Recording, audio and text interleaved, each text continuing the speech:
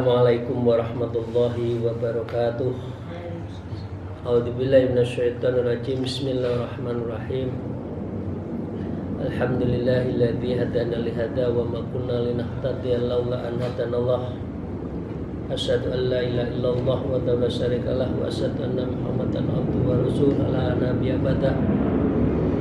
A'udzubillahi minasyaitonirrajim. Bismillahirrahmanirrahim. Ya ayyuhalladzina amanu taqullaha wa kunu ma'as-shadiqin, amma ba'd. Para salikin, muridin, jamaah Haji Kolbu, sahabat, kolega, Bapak Ibu sekalian yang saya hormati, semoga senantiasa kita mendapatkan rahmat dan maunah dari Allah Subhanahu wa taala. Karenanya mari kita bersyukur, alhamdulillahirabbil alamin ala kulli halin wa nikmatin, dan senantiasa bersalawat Allahumma shalli ala sayyidina Muhammad wa ala alihi washabihi.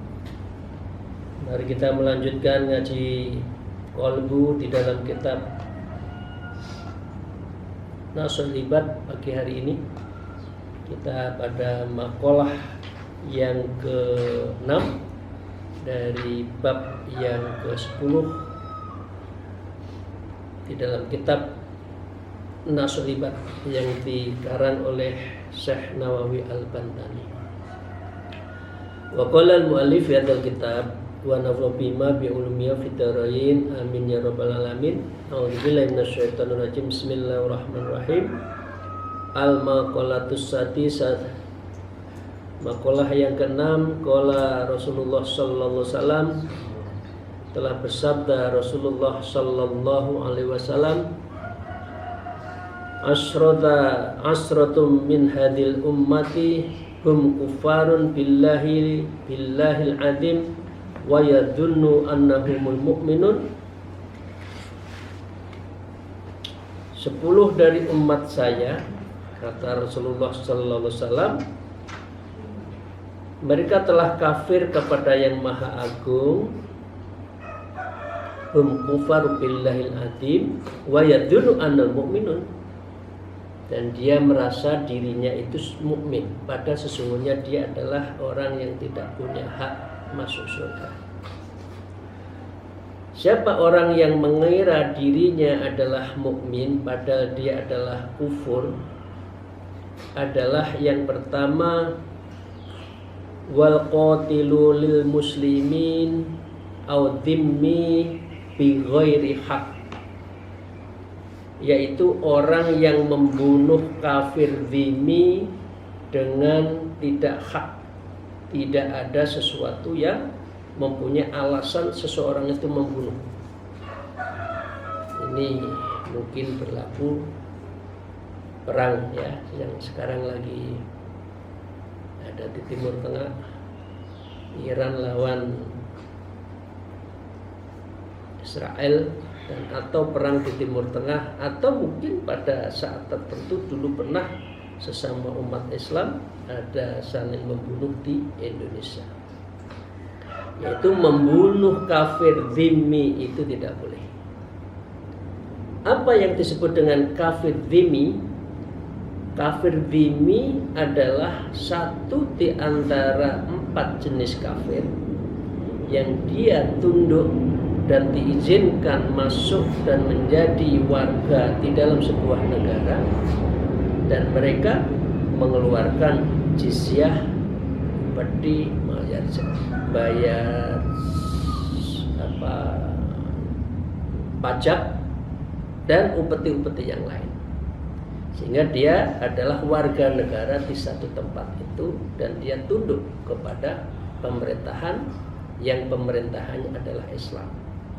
Nah, orang yang non muslim kemudian dia tunduk dengan peraturan Islam yang ada di dalam satu negara itu, maka tidak boleh dibunuh. Seperti halnya ini terjadi di dalam Fathul Madani, di dalam Piagam Madinahnya juga menyebutkan tidak boleh seseorang membunuh kafir dhimmi. Yang lain ada namanya kafir muharib ahlul harb, mereka yang memerangi, maka kita boleh memerangi. Yang kedua adalah kafir mu'ahid atau akhul ahad, yaitu kafir yang terikat perjanjian di antara orang karena gencatan senjata. Maka saat gencatan senjata, orang juga tidak boleh untuk saling membunuh. Dan yang keempat adalah kafir musta'man, yaitu kafir yang masuk negeri tidak muslim tapi diberi jaminan oleh pengusaha, dan ini adalah dia adalah tidak semua boleh dimusuhi. Jadi selama dia tidak memusuhi orang Islam, maka orang Islam juga tidak boleh memusuhi kaum kafir. Ini banyak kan sekarang itu sedikit-sedikit kafir, sedikit-sedikit takfirin ya, kelompok takfirin, kelompok salafi kan. Ini kalau tidak dari golongan saya kafir. Yang kafir dhimmi saja tidak boleh dibunuh.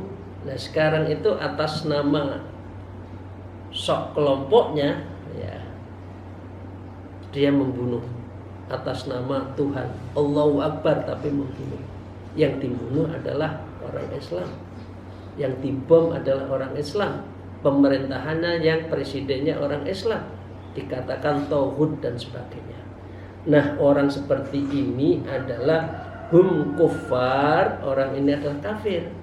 Wa yadhunnu annahumul mu'min, dia mengira dirinya mukmin padahal belum tentu, tidak seperti itu. Jadi orang itu tidak masuk surga.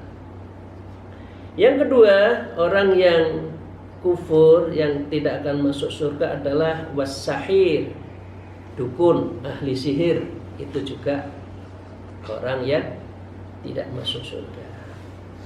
Yang ketiga, wat-dayutsu alladzi la yaghuru ala ahlihi, laki-laki dayuts yang tidak cemburu kepada keluarganya. Laki punya anak iya, pemimpin keluarga iya, tapi istrinya dikerjain orang diam. Ini adalah lelaki dayus, orang yang tidak punya cemburu. Istrinya digoda orang tapi tidak merasa sakit. Ini adalah orang yang tidak beriman. Ya, keluarganya, anaknya dikerjain orang, kita tidak marah, itu juga bukan pemimpin keluarga yang baik. Ay harami minaz zaujati wal binti wal ukhti, yaitu membiarkan istrinya, anak perempuannya, saudara perempuannya dikerjain orang tapi dibiarkan, itu adalah orang yang tidak beriman. Ruya anna sallallahu alaihi wasallam qala, telah bersabda Rasulullah sallallahu alaihi wasallam, inna minal ghirati ma yuhibbullah wa minha ma yughidullah. Sesungguhnya di antara kecemburuan itu ada yang dicintai oleh Allah dan di antaranya ada yang dibenci oleh Allah. Jadi dengan demikian kita boleh cemburu karena cinta istri kita, maka itu tanda mahabbah kita pada Allah. Jadi istri kita digoda ya kita harus marah. Wa inna min khuyala'i ma yuhibbullah, dan sesungguhnya di antara kesombongan itu ada yang disukai Allah, wa minha may yunkhidullah, dan di antara lagi ada yang dibenci karena Allah. Jadi sombong di hadapan orang sombong itu sedekah. Tapi artinya kita punya harga diri. Fa amal ghiratul lati yuhibbu Allah wal ghiratu firribatin. Adapun kecemburuan yang dicintai Allah maka adalah kecemburuan dalam hal yang mencurigakan. Istri saya, istri panjenengan dikerjain, ya kita harus curiga, ini ada apa? Istri kok sudah mulai ada gerak-geriknya, nah, itu boleh. Wa ammal ghirati allati yubghiduha, adapun kecemburuan yang dibenci Allah, fal ghiratu fi ghairi ribah, maka tidaklah kecemburuan dalam hal yang tidak mencurigakan. Jadi suudzon juga enggak boleh. Ya. Wa ammal khulaya'u allati yuhibbu Allah fastiyalu ar-rajuli fil kitab. Dan adapun kesombongan yang dicintai Allah adalah kesombongan yang lelaki di dalam perang. Saya harus menegakkan agama, saya harus berjuang, maka dia harus punya harga diri dan dia harus punya sombong dan mempunyai semangat untuk bergerak, untuk berperang. Wahtiyaluhu inda sedekah, dan kesombongannya ketika sedang memberikan motivasi agar orang bersedekah itu juga boleh.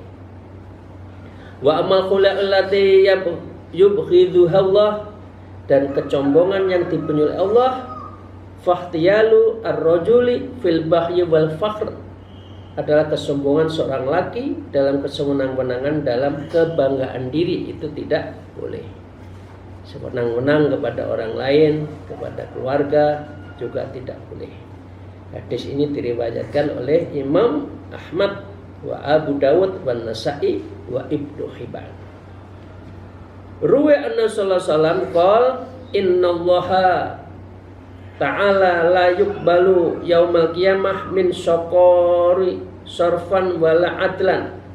Sesungguhnya Allah Ta'ala tidak menerima infak dan keadilan dari seorang syukur pada hari kiamat. Ditanya, ya Rasulullah, ma huwa syukur? Apa itu syukur ya Allah?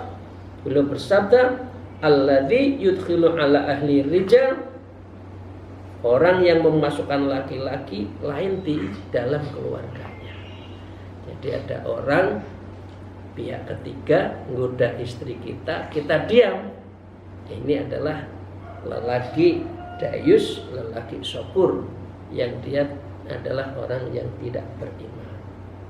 Bapak sekalian, itu yang ketiga, orang yang disebut dengan orang yang tidak beriman, padahal dia mengaku iman, padahal sesungguhnya dia adalah kufur.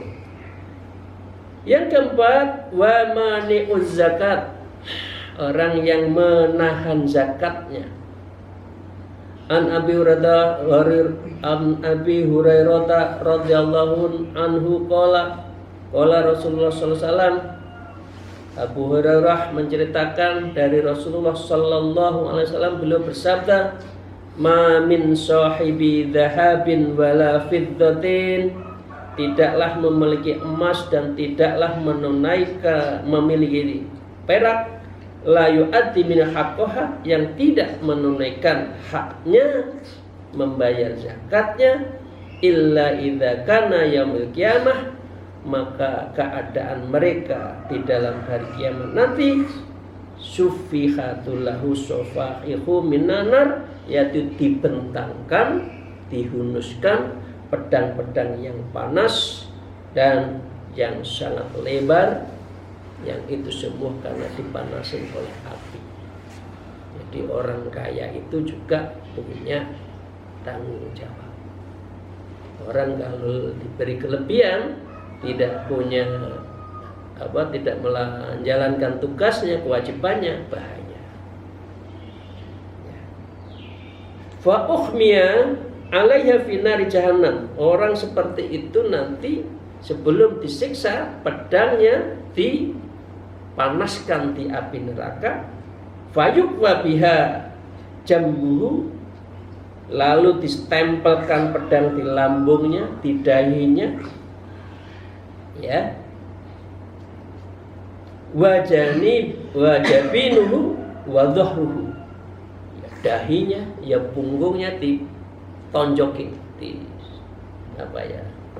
disiksa, ditusukkan perutnya, dahinya, dan juga di dalam lambungnya, punggungnya, semua disiksa karena tidak membayar zakat.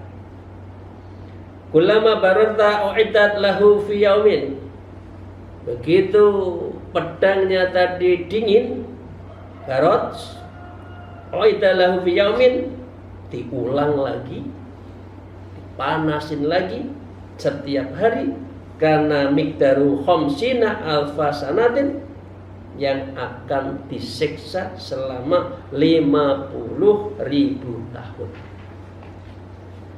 Jadi kalau ada orang lebih, jangan iri, karena orang lebih juga punya tanggung jawab yang tinggi.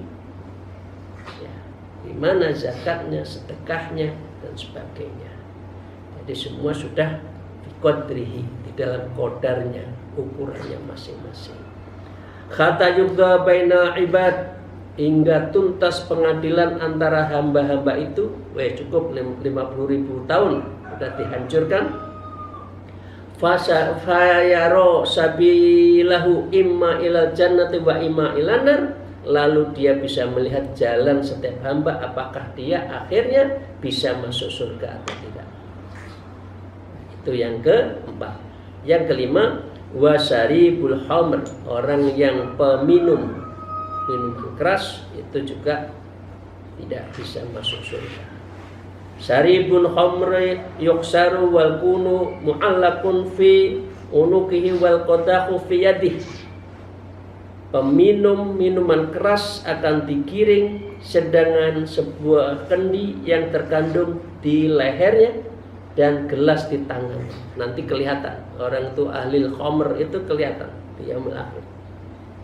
Dikalungkan kendi, gelasnya itu adalah di tangan kanannya, di tangannya. Wawa antanu min kulli jifatin ala'at. Orang seperti ini nanti busuknya melebihi dari bangkai. Sambil jalan gitu, ya. Yang anahu kullu may ya'murru alaihi min khalqi. Setiap orang melewatinya dari berbagai makhluk akan melaknatinya. Ini astagfirullahaladzim, ya, orang yang ahlul khamr. Yang keenam, waman wajaba alaihil hajj falam yahuj.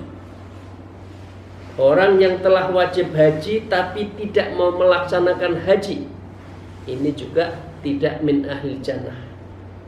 Qala Rasulullah SAW, wa man kafara fa innallaha ghaniyun 'anil 'alamin. Barang siapa mengingkari kewajiban, artinya ini artinya haji, maka sungguh Allah Maha Kaya dari semesta alam ini. Surat Ali Imran 97. Ini maksudnya adalah orang yang haji tidak orang yang mampu haji tapi tidak mau haji. Maksudnya apa? Man taraka i'tiqad wajubil hajj fa innallaha ghaniyun anhu. Adalah orang yang meninggalkan keyakinan kewajiban haji, maka sungguh Allah Maha Kaya darinya. Ruwa anna sallallahu alaihi wasallam qol annahu ta'a li ummati asiyata Arafah wastaghfara lahum. Diriwayatkan oleh Rasulullah sallallahu alaihi wasallam bahwasanya beliau berdoa untuk umatnya di malam Arafah dan memohonkan ampun untuk mereka. Setiap di Arafah, Al-Hajj Arafah, Rasulullah selalu berdoa. Doanya apa? Fauhallahu ilahi. Lalu Allah memberi wahyu kepada beliau, inni qad ghafartu lahum ma baina wa bainahum. Sesungguhnya aku sungguh telah memberi ampun kepada mereka yang dosa yang ada di antara aku dan mereka. Walam aghfir lahum dzulmahum ba'dhum li ba'din. Dan aku tidak mengampuni penganiayaan mereka dilakukan oleh sebagian terhadap sebagian mereka. Fa'idal istighfar qol, lalu beliau menambahkan dalam istighfar beliau mengucapkan innaka qadirun aun turdi khusumahum. Sehingga engkau maha kuasa ya Allah untuk meridhoi pertengkaran mereka. Falam yujibhu tilkal lailah, tapi Allah tidak menjawab beliau pada malam itu. Falamma kana ghadatul Muzdalifah, maka ketika Rasulullah setelah dari Arafah ke Muzdalifah, Muzdalifah itu tempat mengambil batu, ya. Auhallahi bil ijabah, Allah memberi wahyu kepada beliau dengan mengabulkan istighfar beliau.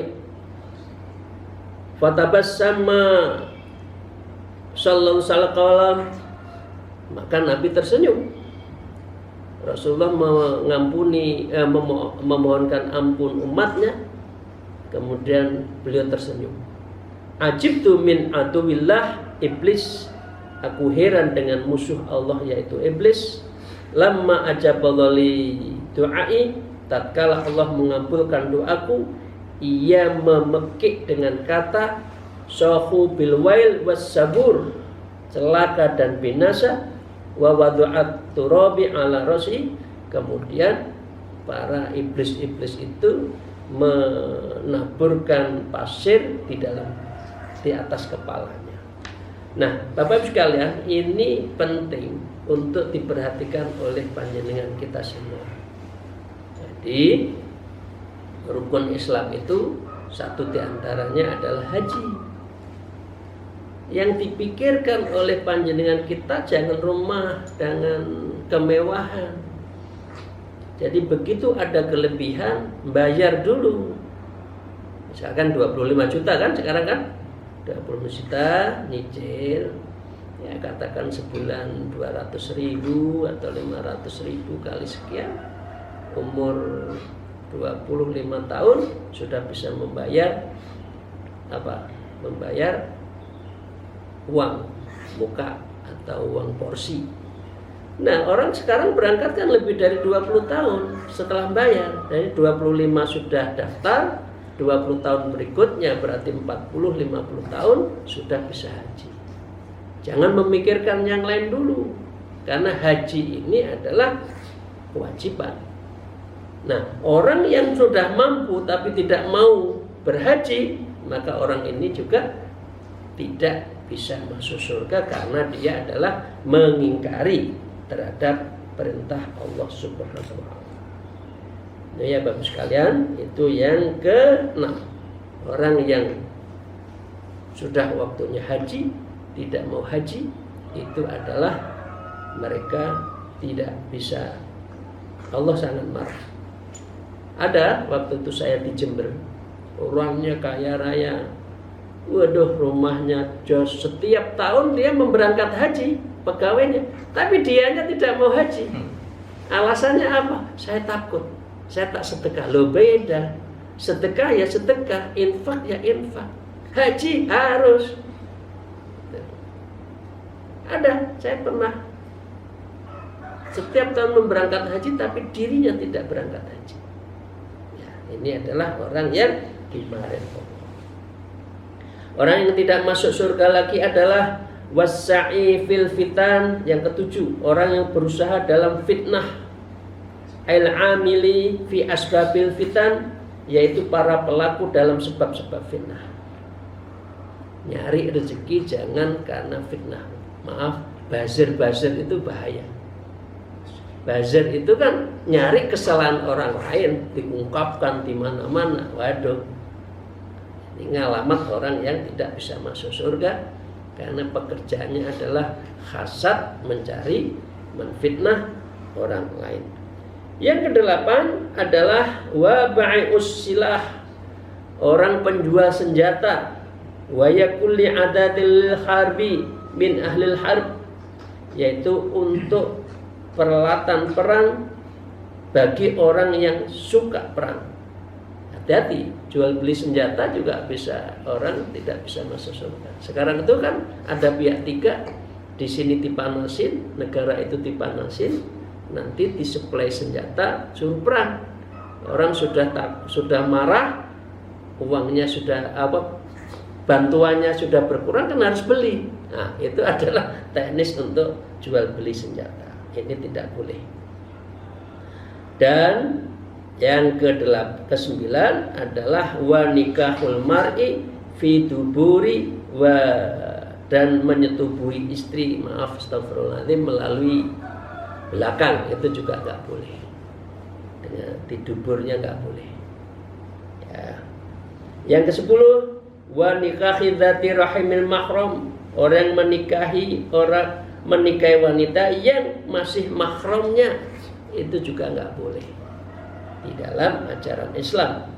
Aywatiin bi qorobatin mahramin bimilkin ghairuh, ya ini menyetubuhi orang yang punya hubungan kekerabatan mahramnya dengan kepemilikan atau lainnya.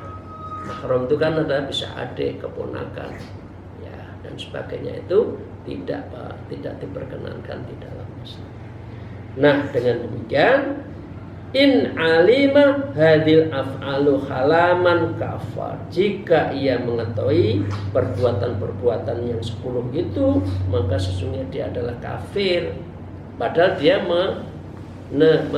yadhunnu mukmin, dia mengira mukmin padahal dia kafir. Nah, dengan demikian amma idza taqada anna haramun fala yakfur, adapun apabila berkeyakinan bahwa perbuatan tersebut haram, maka dia tidak kafir. Artinya jangan mengatakan itu boleh, tapi katakan apa?